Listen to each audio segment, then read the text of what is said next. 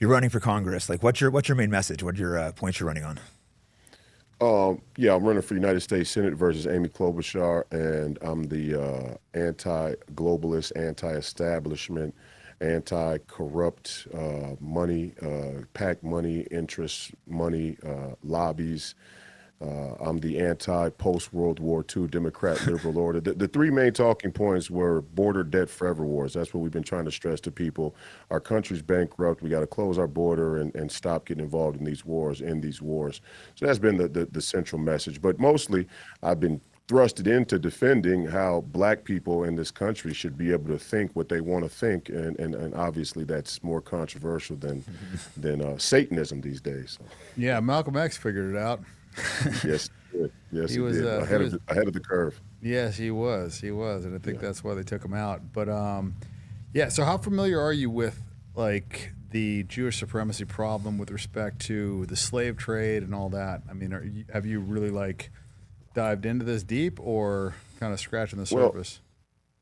I start by saying that I'm one of the few candidates who has repeatedly not been challenged on policy, but instead been criticized or lambasted by the mainstream media on anti-Semitic claims.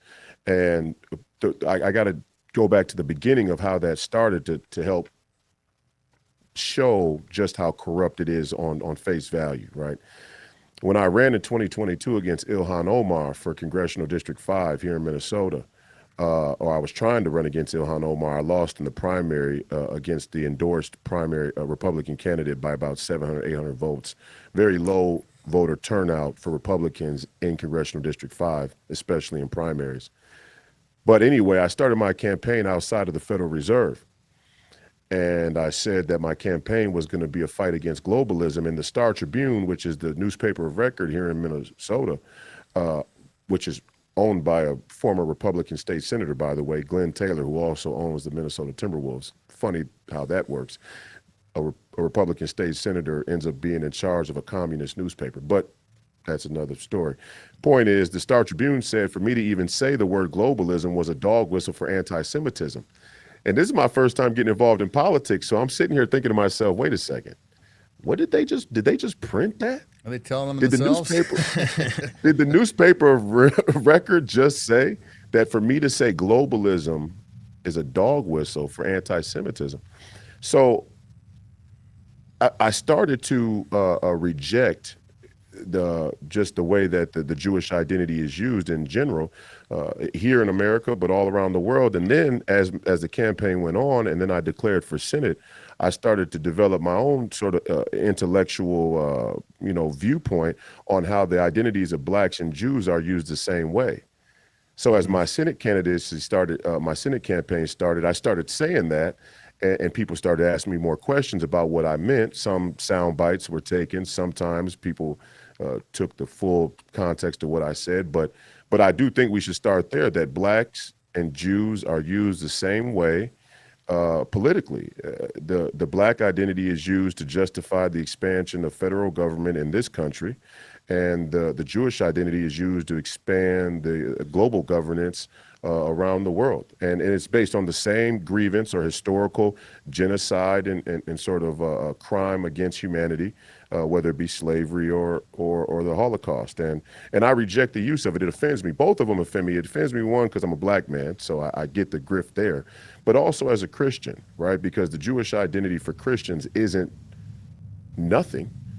Now, it may not also be what everybody makes it out to be, but the Jewish history and Jewish identity is somewhat significant for people who are Christians. So to call Christians anti-Semitic on face value is sort of a scam, right? Especially if we have questions around how that identity is used. So I've been on the front line, and most of the criticism I've gotten in my campaign against Klobuchar has been he's anti-Semitic, and I just won't take. I'm just, no, I'm not. I saw Trump hasn't even endorsed you yet, which is a little bit disappointing. Well, I'll say this. In defense of Donald Trump, the man was touched by God, number one. I think all of the political stories in the last couple of months since Kamala declared or was put into place have been to distract from him surviving an assassination attempt. And that was a miracle by anybody's standards. You could be an atheist. If you don't think that was a miracle, I can't help you much. I don't know what to do for you. But despite that, he still has the issue of being surrounded by a political culture that's corrupted from root and branch. So it's inside his wire right now even. And the AIPAC thing is a prime example. See, and this is why a lot of people get uncomfortable when I'm in the room, whether they be Republican, Democrat, liberal, conservative, MAGA, it doesn't matter. I go straight to the heart of the issues. The what we call New World Order, and my friend Alex Jones, has been run through the wood chipper as a conspiracy theorist because he's talked about New World Order. Of course, you can't even say New World Order because it supposedly doesn't exist. But what we refer to as New World Order is really referred to in common political culture as the post-World War II democratic liberal order. This is historical fact and encyclopedia fact. This isn't conspiracy theory. This is right there on the record. It's right up in your face, which is how you could say it's not really a conspiracy. It's the way the system works. So the post-World War II democratic liberal order, also known as the international rules-based order, is what we mean when we say New World Order. This was the reconstruction of the global economy after World War II. Bretton Woods Conference turned into the International Monetary Fund, World Bank, United Nations, World Economic Forum. Israel was the justification for this reconstruction. That's just another fact. That's not anti-Semitic. The Holocaust, the defeat of the Axis powers, and Israel's inception as a nation were all used to say anybody around the world who believes in borders or any type of nationalistic rhetoric are on their way to becoming Nazis. And Nazism and fascism are the thing that we have to protect against going forward. Yeah, I mean, and I find it a little strange that, in Israel, that's exactly what they do. They promote nationalism, Yes. they close their fucking borders. Yes. It has to be at least 75% Jewish, but in everywhere else that they have influence, they open the fucking borders, they destroy nationalism, they create division, they incite racism. And that's the scary thing to me is it's like rules for thee and not for thee, me. It's like, you guys do this, but we're going to do that. We'll push porn on the rest of the world, but in Israel, it's banned, And so, yeah, it's obvious. It's obvious. Yeah. Yeah, and so I'll keep going, but that's immediately, yes. The Israel state is an explicitly ethno-national state. And they obviously believe in nationalism in Israel, and they obviously believe in borders, and more power to them. I'm not saying that they shouldn't. It's just a crazy contradiction to tell everybody else all around the world that to believe in borders makes you anti-Semitic. Yeah. And that is what they're trying to say. They don't say it. They say it makes you a fascist or a Nazi or a xenophobe. But what they're really saying, all in all, is it makes you an accomplice, kind of ex post facto. You're an accomplice to Nazi Hitler-esque ideology and racism and whatever else. So, yeah, they but vilify the what I was going to say is the international rules-based order has failed. Mm-hmm. That's the bottom line, and it failed because it was based on lies, and it wasn't about Israel. And it certainly wasn't about bringing freedom and democracy all around the world by peace through strength and making nations self-determining. Israel would be one of those nations that we said we were making self-determining, but really they became a welfare nation. Mm-hmm. Right? Yeah, I mean, they wouldn't exist without us. Not only, but yes, that's true, but most of these nations wouldn't exist without the American working class and middle class. No, but I'm saying without our defense, without having the big brother to, protect them every time they fucking kick the hornet's nest, or fucking beat up the bigger brother, it's like they would cease to exist. They would have been wiped off the face of the earth. It's only because they have us to protect them that they've survived.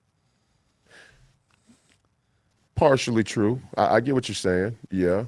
I mean, the threat of us intervening is, in my opinion, what has saved is always them. there. Mm-hmm. Yeah, but that's what saved them. I mean, I think otherwise they would. Well, no, but that's not that's not true. What the real scenario that we're playing over there is we're playing mediator, and what we really are. And Ben Shapiro said this. I got a lot of controversy in the conservative movement, or a lot of criticism in the conservative movement for going after Ben Shapiro and Mark Levin after October 7th because they said the quiet part out loud. What America is actually doing by intervening in that conflict is supposedly preventing Israel from using their nukes. which they shouldn't have in the first place, by the way. Yeah, right. They stole them from us. There's a Not only they legitimate stole argument. from us, but they, denied having them. They created them in secret. They did everything that they don't want anybody else in the Middle East to be doing. So it's like this massive hypocrisy is what I have the big problem with, right? It's like if you at least practice what you preach, even if I disagree with you, it's like, okay, you're, walking the walk, that you're talking. It's like, but they don't. They tell everybody else, you do this, and then we're going to do the opposite. And then we're going to talk shit to you if you don't do it. And it's just, that to me is what bothers me, is the hypocrisy. Yeah, they demand that we give the money and can fight for them and all that. They are the cornerstone of the international rules-based order, geographically, politically, militarily. They are the sort of symbol and bedrock of this world order. That's not anti-Semitic. It's just a historical fact. The first concrete action of the United Nations was the inception of Israel. And the lie that was told again was that we were going to make all these nations self-determining. We didn't make any of them self-determining. And because we didn't make any of them self-determining, what we created were welfare states. And we created reverse vassal states. Usually if you're paying somebody for protection, usually when a country is protected by a larger country, they pay the larger country a price or a fee for that protection. We pay everybody else. Yeah, what's your thought on foreign aid? Do you think we should cut a lot of it or most of it, or what's your opinion on that? Are you fucking kidding me? Give me a break. Yeah, I'm for cutting all of it personally. I'm allergic to the word. I'm allergic to the term. So you don't want to fund these wars. I think it's even worse. I mean, we tell them to do something, they say go fuck yourself, and then we give them aid on top of it. I mean, that's what we've seen in the last 6 to 8 months. Is like, we'll tell them, hey, don't do this. They'll do it, and then they'll say, hey, give us more fucking money, and then we give it to them. Like, it's the craziest relationship, and the only way you explain it is, Mossad operations like Epstein Island, getting dirt on politicians and blackmailing these people and extorting them or whatever it is. But like, our relationship with them is not at face value.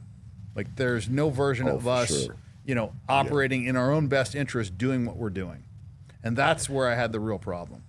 When fucking there's an Israel issue, every single one of them, right, left, or fucking center, whatever, every single one of them does that fucking tweet supporting Israel. We condemn this, we condemn that, we stand with Israel, we offer them support, whatever it is, they all say the same shit. And why is that the one unifying issue? Maybe because that's the one place that's controlling all these motherfuckers. I don't think that it's Israel controlling us. Really? I think we're using them. They don't. So let me show you how. Tell me this. What do we get out of our relationship with Israel? What does I don't America mean us. get? I don't mean the American. Oh, you know what they get?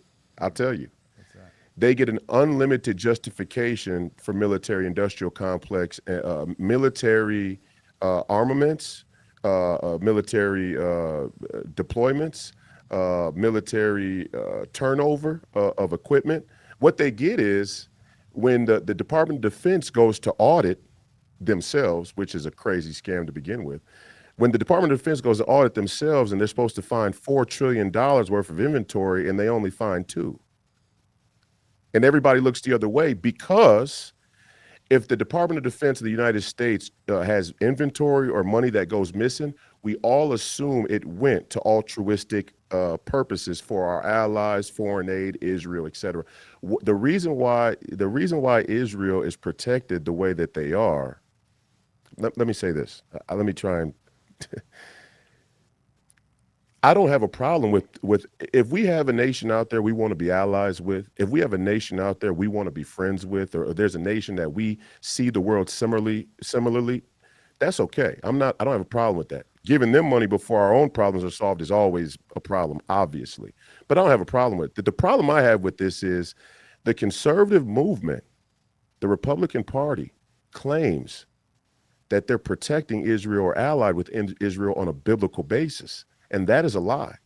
Not to say that Israel doesn't have biblical significance, but their purpose for doing it has nothing to do with their belief in God or their Christian heritage. That is a complete and utter pacification to get right-leaning conservative Christians, evangelical Christians, on the take with the military-industrial complex. They're doing it for military. I mean, Yeah, They're but doing we give it it to a different country, though. Couldn't we just give it to to steal money. someone else? Any Israel gets it off. any war would solve that problem. But I guess, like I said, I don't have an issue with a symbiotic relationship where we benefit them, they benefit us. Their relationship with us is purely parasitic. They suck the blood out of us. They provide us zero value, and in fact, not only do they not provide us any value, they fuck us up all the time. They blown up our ships. No, they spy on try us. terrorist but attacks Dan, on but us. They Dan, steal our shit. They give us bad intel. They sell our secrets. Yes. They steal our uranium. I mean, you know what I mean? Like the list goes on. Yeah, I but don't Dan, think hear we what control them. hear what I'm telling you, brother. Listen to what I'm telling you, brother. They don't give the American people anything, but our American politicians are paid handsomely. Yeah, they're bribing people, so the Americans don't. But benefit even from more, it. but you have to understand this. Every country that has the United States dollar as their reserve currency and believe in the international rules-based order is dependent on the stability of Israel as a military outpost to continue the justification of funding for military.